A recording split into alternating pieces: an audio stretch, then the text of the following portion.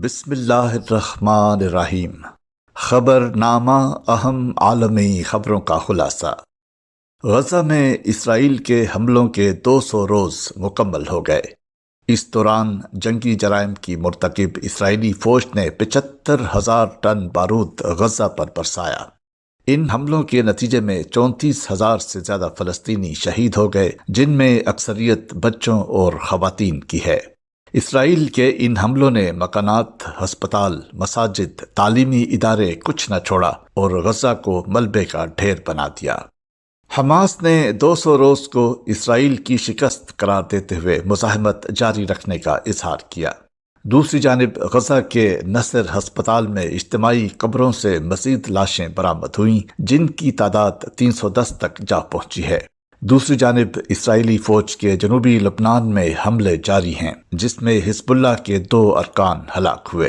حزب اللہ نے جوابی حملے میں شمالی اسرائیل میں 2 اسرائیلی فوجی اڈوں کو ڈرون حملوں سے نشانہ بنایا۔ یہودیوں کے مذہبی تہوار عید الفصح پر رام اللہ میں مسجد ابراہیمی میں مسلمانوں کے داخلے پر پابندی عائد کر دی گئی۔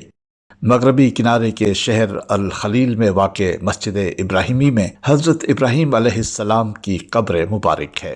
میڈیا رپورٹس کے مطابق اسرائیلی فورسز کی بھاری نفری اور سخت حفاظتی اقدامات کے سائے میں یہودی آبادکار قبلہ اول کے احاطے میں داخل ہوئے اور اسرائیلی فورسز نے مسجد اقصی میں عبادت کرنے والے درجنوں فلسطینی مسلمانوں کو زبردستی نکال دیا۔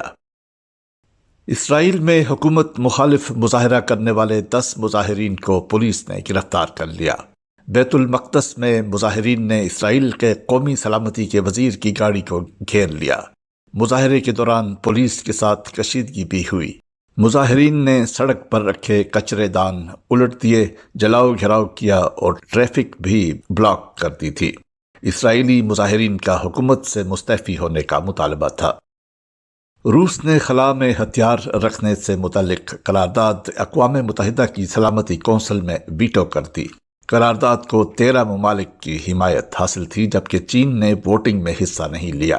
روس کی جانب سے کہا گیا ہے کہ اقوام متحدہ کی سلامتی کونسل خلا میں ہتھیاروں پر بحث کا مناسب پلیٹ فارم نہیں۔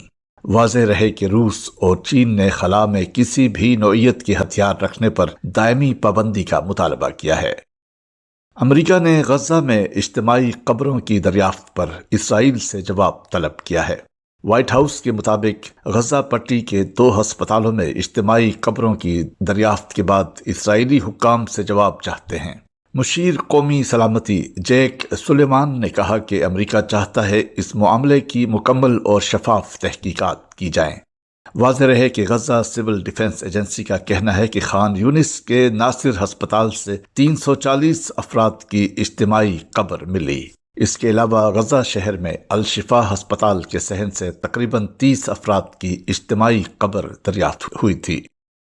روسی میڈیا نے دعویٰ کیا ہے کہ پینٹاگون نے ٹیکٹیکل میزائل یوکرین منتقل کر دیے ہیں۔ طویل فاصلے تک مار کرنے والے ٹیکٹیکل ہتھیار اسی ماہ یوکرین منتقل کیے گئے ہیں۔ روسی میڈیا کا دعویٰ ہے کہ ATACMS میزائل یوکرین کو امدادی پیکج کا حصہ ہیں۔ اس سے قبل روسی وزارت دفاع نے 3 ٹیکٹیکل میزائل پچھلے ہفتے روکنے کا دعویٰ کیا تھا۔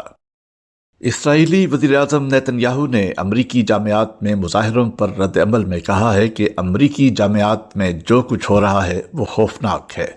نیتن یاہو نے اپنے بیان میں کہا کہ یہود مخالف ہجوم نے نامور جامعات پر قبضہ کر لیا ہے۔ یہود مخالف ہجوم اسرائیل کے خاتمے کا مطالبہ کر رہے ہیں۔ جامعات کے شعبوں اور طلباء پر یہود مخالف ہجوم حملے کر رہے ہیں۔ انہوں نے کہا کہ ایسے واقعات نے سن 1930 کی دہائی میں جرمن جامعات کے واقعات کی یاد تازہ کرتی ہے۔ امریکی جامعات کے کئی صدور کا رد عمل شرمناک ہے۔ یہ تھا اہم عالمی خبروں کا خلاصہ۔ روزنامہ الفضل انٹرنیشنل، ہفتہ 27 اپریل سن 2024، صفحہ 8۔